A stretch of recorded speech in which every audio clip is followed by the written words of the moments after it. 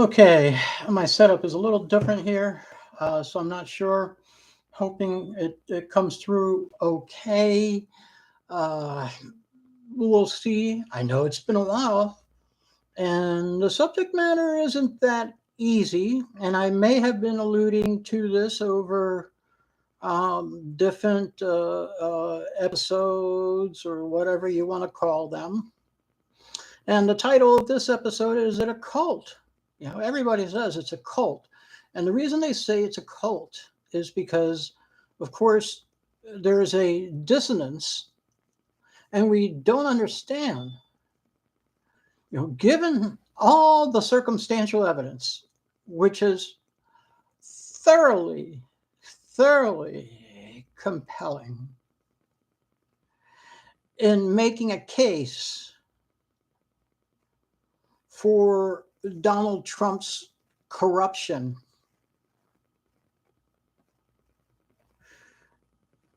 You would think, based on the ethos that many of us have been brought up in,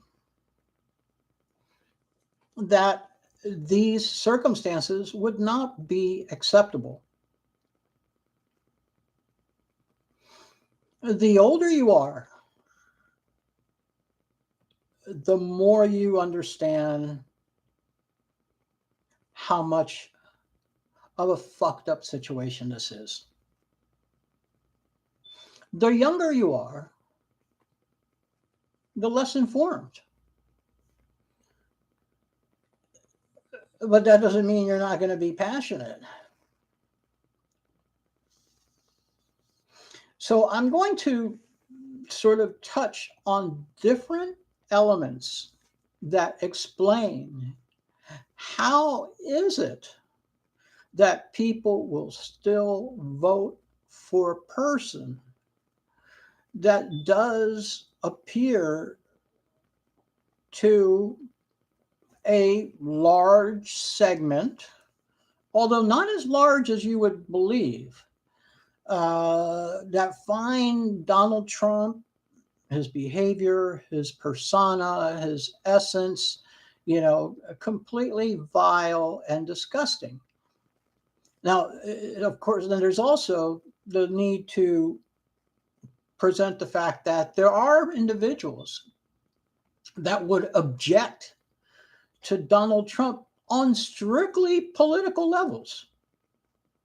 They wouldn't even go to the ethical or moral frameworks that most of us tend to use, or they won't. I'm losing myself, so I'm going to sort of just pause because I'll tend to sort of race in my thinking a little bit and then get off track. And so I'm going to put this train back on the track. Is it a cult? I would argue that it sort of is and it sort of isn't.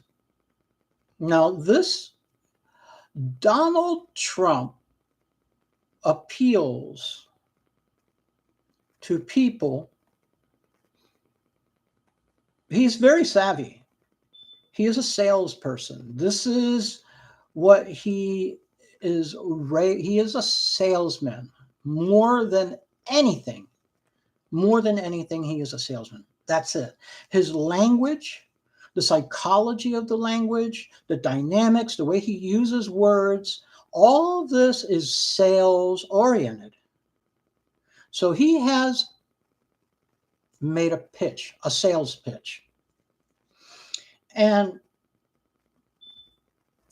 everybody who is good in sales will tell you the following: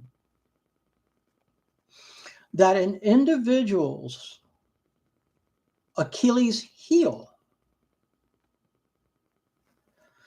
when it comes to the give and take of the sales dynamic, between somebody who is selling something and somebody who is perceived to be the buyer, the recipient, the beneficiary. He sells emotion. He sells emotion. And this emotion is linked, it is a symbolic emotion that appeals to a very primitive and tribal component of our society, and that is nationalism. Most people that live in this country have been indoctrinated. And one of the vehicles for indoctrination is the Pledge of Allegiance. If you know that the Pledge of Allegiance in every single sentence that is uttered is complete nonsense, which it is, if you know that and you still stand and you still recite the pledge and you still put your hand on your heart, you not only have been indoctrinated, but your behavior has been conditioned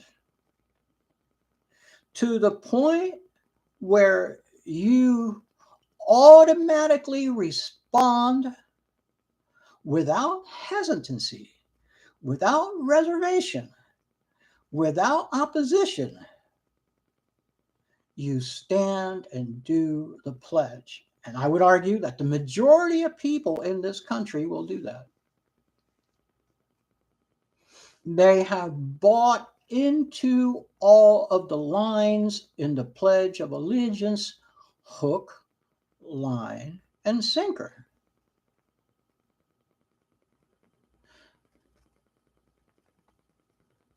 MAGA is a cultural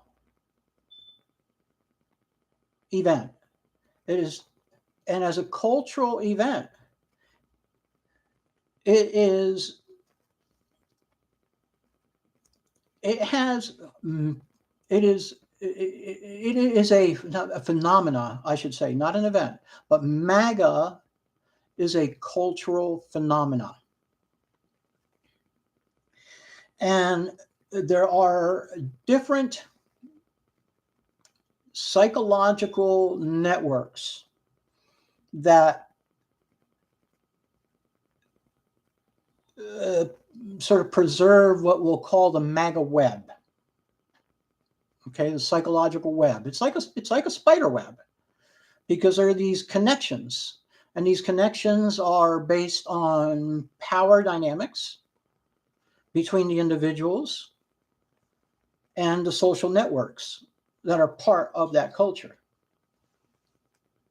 So we know, for example, that part of the MAGA, well, it is nationalistic. It is their colors, red, white, and blue. And Trump knows this.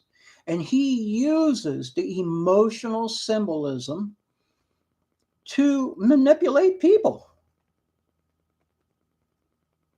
to get their buy-in, to get their sympathy, to get their acquiescence, acceptance, co-option, agreement, alliance, mutually beneficial financial situations.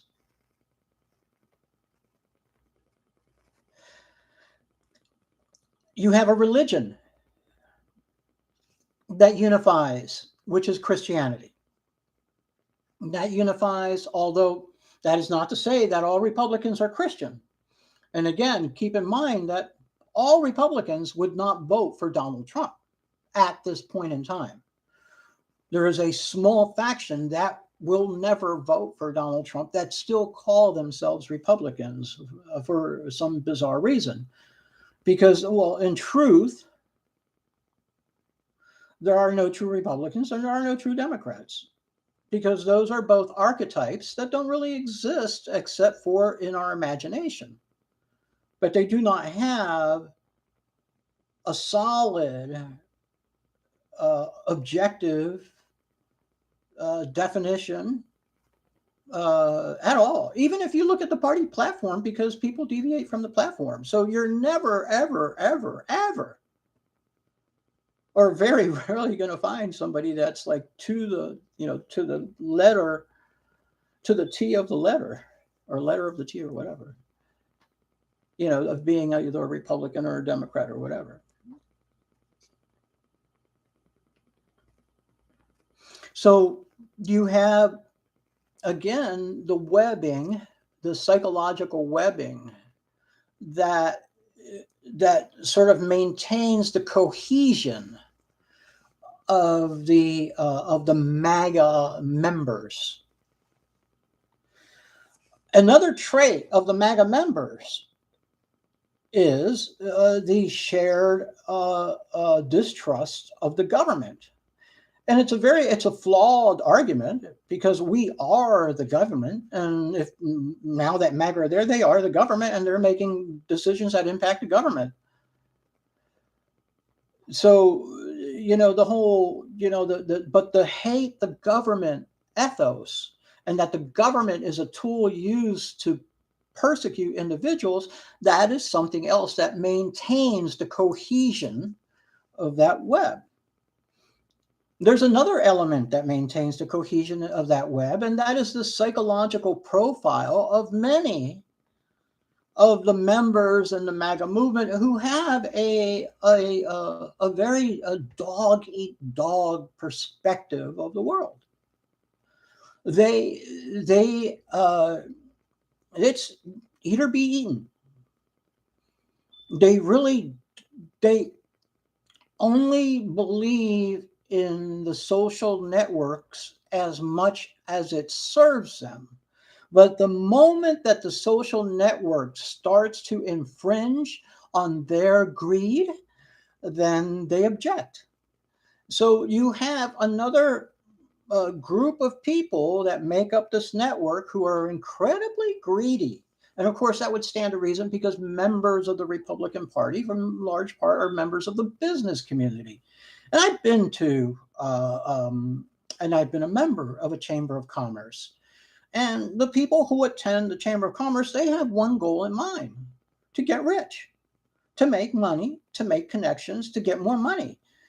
And really, it's sort of this, this parasitic environment where, everybody that's in there tries to sort of eat each other's flesh, to sort of stay alive. And this sort of the self-cannibalism. So we have that. Now, the greed and substantial greed, ravenous, rapacious greed, also will justify killing. And the territoriality is also part of the primitive mindset. That's the nationalism. So there's a territoriality. There's a component of that base that really operates marginally with critical thinking skills, more with sort of behavioral operational skills and rationalizations. But truth of the matter is that they're overall, and this is across both parties, the level of critical thinking that is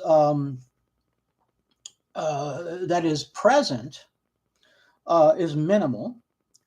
And most of the words that you hear that are emanated from individuals' mouths are all they're emotion laden.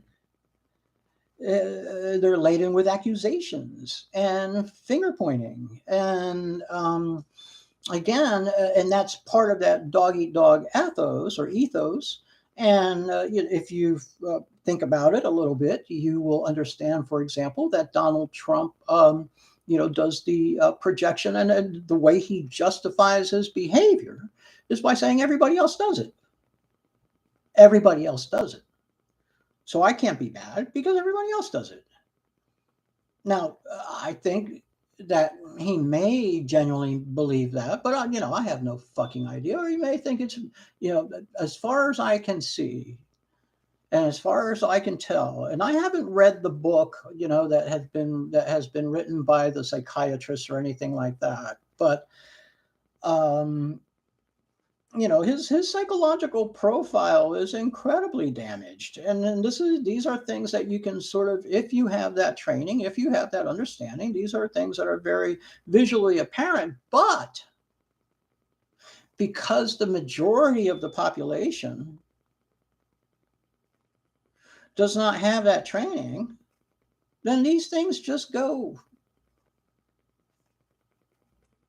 sort of unchecked, because there's a lot. Number one, 130 million. That's just under one third of our population has sort of an educational background that is fundamentally the foundation is on a sixth grade level of education, and this is by design. So there's no critical thinking, but there's a lot of behavioral conditioning that goes on. Um, and of course, where was I? Oh, so the pro weapons, the NRA, the guns, of course, guns fit into that, guns are totally justified because in this world, there are people who are going to want to take your shit.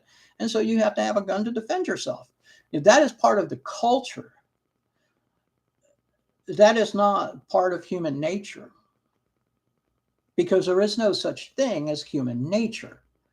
We define human nature ourselves. And if we accept the worst part of ourselves, then that's our fucking fault. We can't blame it on our nature. We should blame our weakness, our inability to grasp or to embrace the truth, our inability to confront our loved ones, our inability to challenge the superstitions of the masses. So is MAGA cult? Well, no, they're just like you and me. And that's what, when they've done the analysis, there are business people, real estate agents, people who are successful in life. And of course, that is going to be the profile of the individual that makes up part of this MAGA movement, that will never, ever criticize itself. That would be absurd. But we have to recognize it for what it is. Psychologically, it is a movement that is motivated by sociopathic greed, violence, authoritarianism, and of course, there's a large number of the people within that network. They're followers.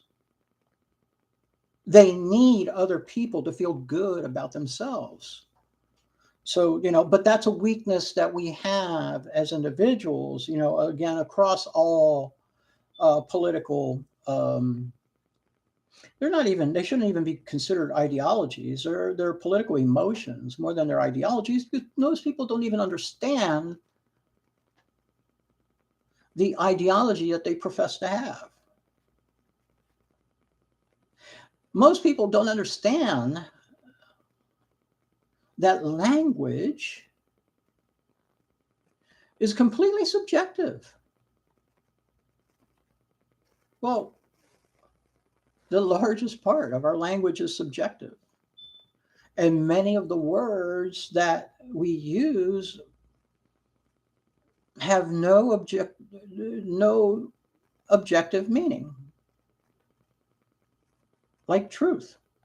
I mean, there's a materialistic objective meaning, but there is not a psychological objective meaning. None of the things that we consider sort of these symbols that we sort of tether ourselves to, none of these are objectively true. They're what we think they are, but they don't necessarily exist. They're only what we think they are. So this is a very fucked up situation that we're in. And the other reason is, again, because why would there be a portion of Republicans who vehemently disagree with the sort of the character traits of Trump, but still vote for him?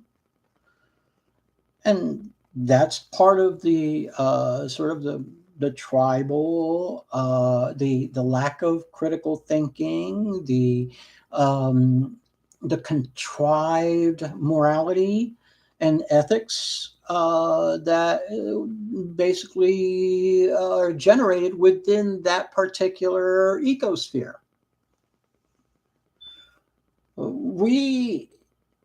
I was born in Pennsylvania, and I can tell you for a fact. Now, my family is half American, or based in the United States, going back as far as I know to the 1700s.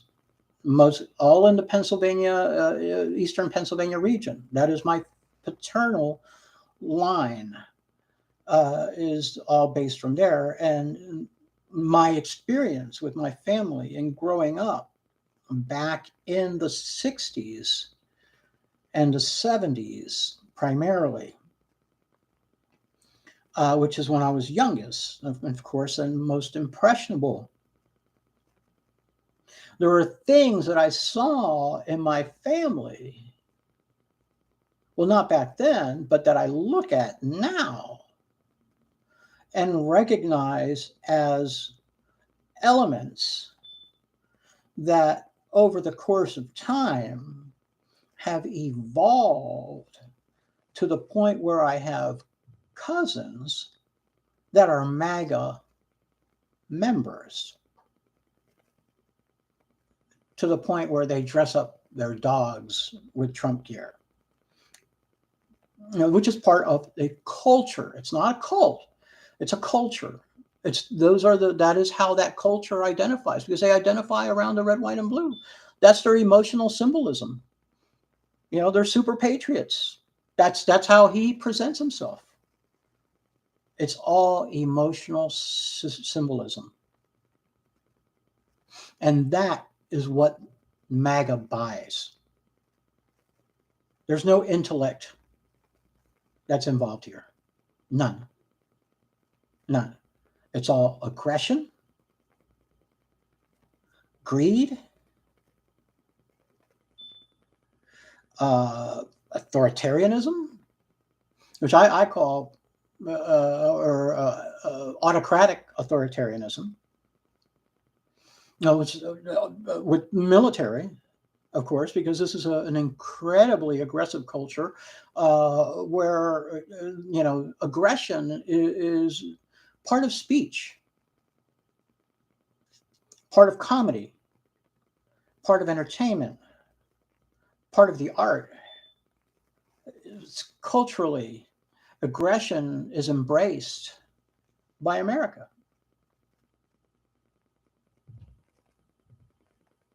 And of course, that is very embraced by the MAGAs, and they've, of course, been exhibiting that behavior.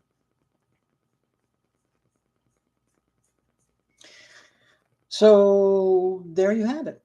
That's and I could try to think a little bit more along those lines, but those are just kind of it's the webbing And there's even more to this, and this conditioning goes back centuries, and it actually a lot of the behavioral patterns that we engage in, of course, they go back thousands of years, and those behavioral patterns also involved acquiescence, submissiveness,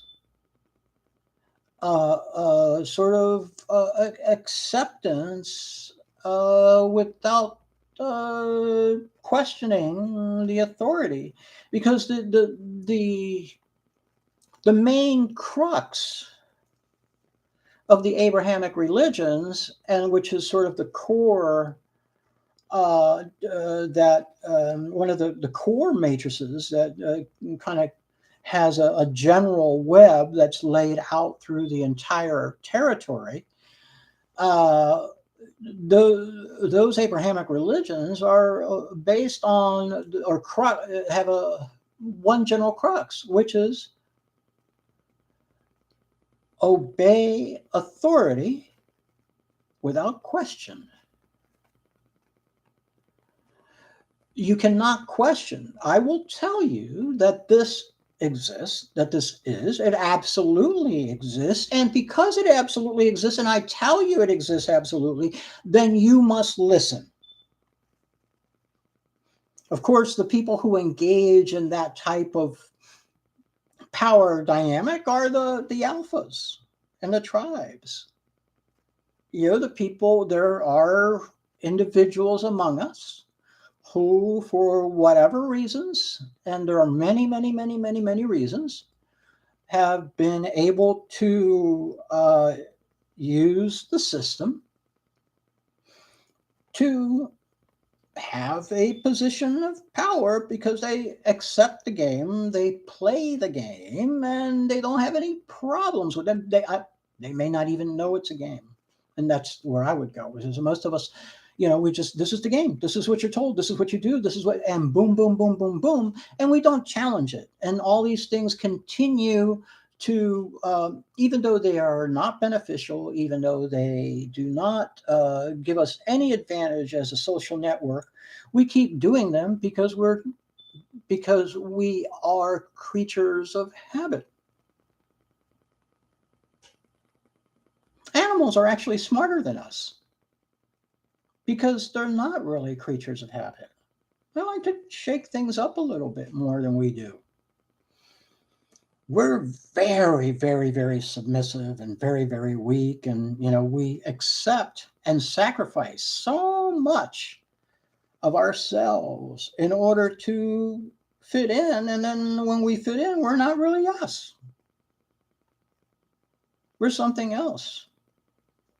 You know, I'm just going to throw this out there while I'm in the neighborhood. You know, there's a lot of talk about vaccines, for example, sort of being a root cause of autism. Based on what I can see, I would argue that autism is a result of our nervous system being conditioned behaviorally, super conditioned behaviorally over, uh, a very intense period of time, to the point that the exercises, the things that we do, the artifices that we engage in, these are all artificial. And so we are sort of wrapping the wiring in our heads around things that are really not inherently natural. And the reason we do this is because there are people who have more power and control than we do. And we're born into a system where most of us do not have the wherewithal to really know or recognize the system in any form or fashion until it's almost too late, or until it is too late in most cases. So, you know, it's not so much a cult as much as it is a culture. And so when people say this is a culture war, it is a culture war. Or the other element of this, which is shared amongst both groups, which also makes the battle harder, because you see there's this overlap where there's a lot of agreement. And from a Venn diagram perspective, even MAGA Republicans, and there are some things that they think that overlap greatly with what Democrats, moderate and even liberal Democrats, think. So, if you have a progressive perspective, I mean, you should be aware of the fact that the numbers are grossly overwhelming. And you really don't change this shit from the top down. You have to change it from the bottom up. You have to change your behavior, your culture. For example, in the past, myself, I looked and paid attention to the NFL. I even was in my office. I was the guy who organized the office pool. But I don't give a shit about the NFL anymore. I don't give a shit about football. And football is another element of that MAGA culture. And I would tell you that I would argue that most of the people that are members of the MAGA culture are football fans. Of course, we know a lot of them are NASCAR fans. And this is all part of that. It's a cultural reality. It's a cultural battle that won't be won. And it can't be won politically. It can't, because it's a cultural battle. And the only way it can be won is, in the heads.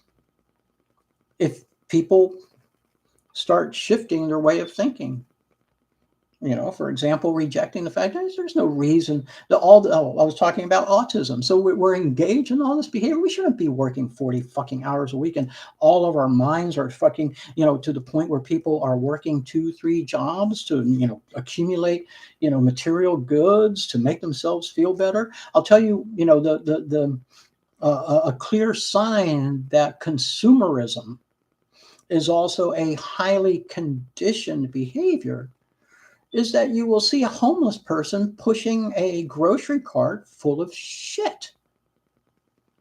That is how tightly wound we are as animals around the concept of our identities being created from the things that we surround ourselves with. Things that we buy, the way they look, the way they feel, how much they cost.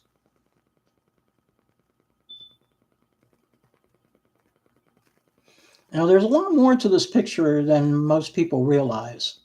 A lot more. And I was saying it before, is this the end of the empire? I don't know, because monetarily and militarily, the power is incredibly tremendous, more than we realize. And so, it's very, very difficult to make this assessment. I'm not even going to try. In general, my thinking is that, we're in a slow motion collapse of an empire. But, this could still be another 100 years or so, how this plays out. It's hard to say. Based on everything that we're seeing right now, it's a fucked up situation. Totally fucked. Anyway, on that happy note, and end this. And I'm not sure. I have some shit that I need to get done, but I am going to try to run. I did do a quick walk and sweat quite a bit during that walk, which is always good. My personal credo is that it is important for an individual to sweat for at least 30 minutes every day. That's my personal. Whether you believe it or not, it doesn't matter to me. It works for me. So that's what I try to do. That's what makes me actually feel better. And I'm glad that I can do it right now. So that's all I have for now. And if anybody's here, hope you're having a good one. And stay safe. And Just, remember that the past is an illusion and the present is confusion. The future is your decision. So take it easy.